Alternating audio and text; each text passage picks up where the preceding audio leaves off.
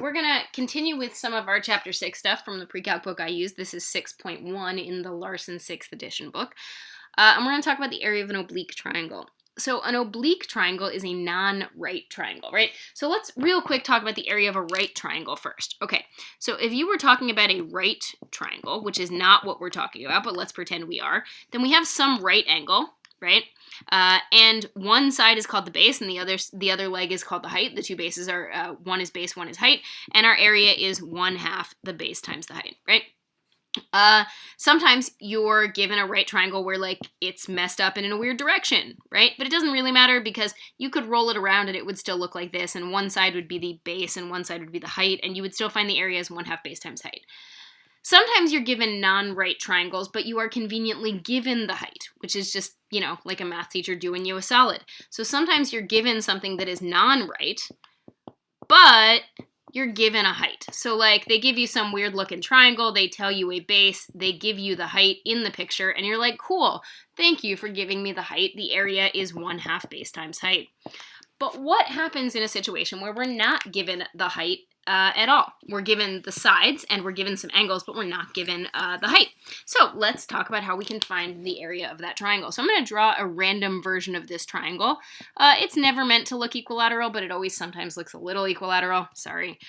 So I've got angle A, which means side A is the opposite side. I've got angle B, which means side B is the opposite side. And I've got angle C, which means side C is the opposite side. So I'm going to arbitrarily call the side that is down my base. It was not intentional that it became, that it was side B, but in this case, we're going to go ahead and call this guy my base. So I'm going to call side B my base, right?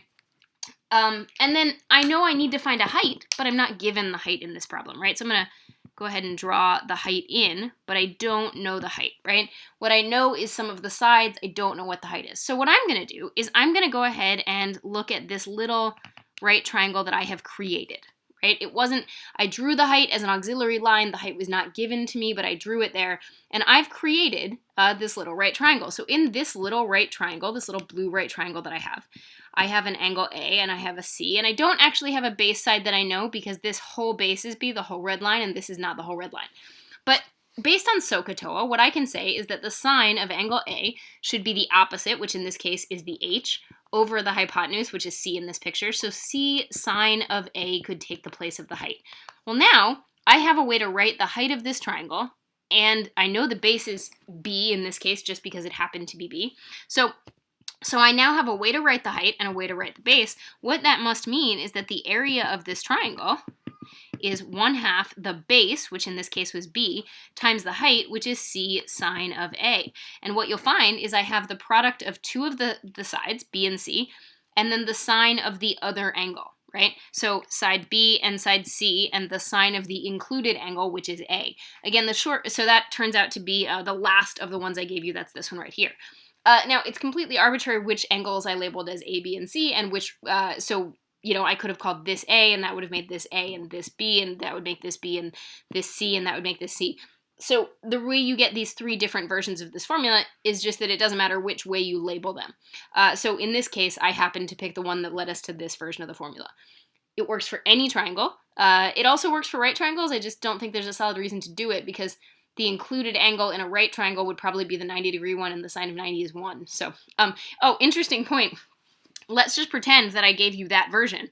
Let's say I gave you one that looked like this, where you're like, cool, angle A is a 90-degree angle, right? And here's B, and here's C, and here's big B, and little a, and big C. Well, based on this formula, my area, right, would be 1/2 B times C, right? B times C, sine of 90 degrees, which is totally just a 1. So I end up getting that the area is 1/2 the base times C. But look, in this case, C is also the height, right? Like I gave you a right triangle.